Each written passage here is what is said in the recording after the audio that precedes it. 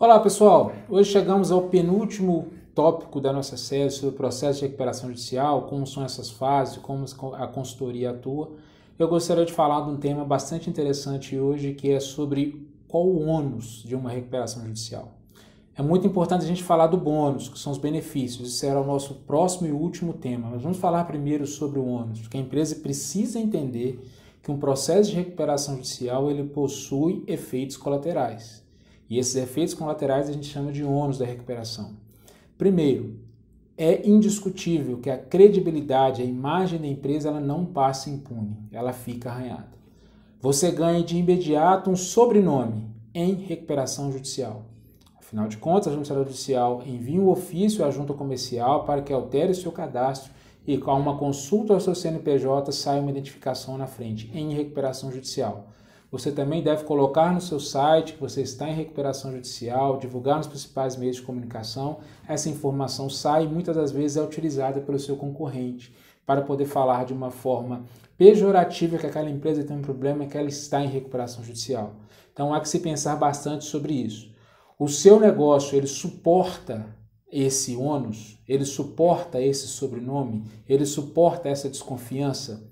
Por que eu gosto de falar a respeito? Se você está ali comprando uma caixa de leite, o seu consumidor não está preocupado se você está ou não está em recuperação judicial. Ele está preocupado com a qualidade do leite que está dentro da caixa e se o preço está adequado àquilo que ele quer pagar. Agora, se você presta um serviço, por exemplo, para uma empresa, se você fornece mão de obra, às vezes o seu cliente pode ter dúvidas de contratar por saber que você está em recuperação judicial. Porque ele pode questionar se será que suas obrigações trabalhistas estão em dia, será que existe algum passivo que pode chegar, como está essa dívida e como não está. Então, é um ônus muito importante a ser considerado e entender que ele existe. A gente não pode suprimir esse ônus, suprimir esse arranjo de imagem que certamente ele irá ocorrer. Como tratar? Existem diversas alternativas, mas é importante a gente entender que ele existe. O outro ônus é o ônus financeiro. Uma recuperação judicial, ela custa dinheiro. Por mais contraditório que pareça, uma empresa, quando pede recuperação judicial, ela precisa ter dinheiro. Porque você tem que pagar um advogado novo, geralmente você precisa pagar uma consultoria, você tem que remunerar o administrador judicial, você tem que remunerar o perito, às vezes você tem que comprar dos seus fornecedores à vista. Então você tem que estar bem preparado também para entrar com esse pedido. Entender este ônus, quais são esses riscos, é fundamental. Quem faz a explanação desse ônus, quem mostra esse cenário, ou o advogado ou a consultoria, de preferência que sejam os dois.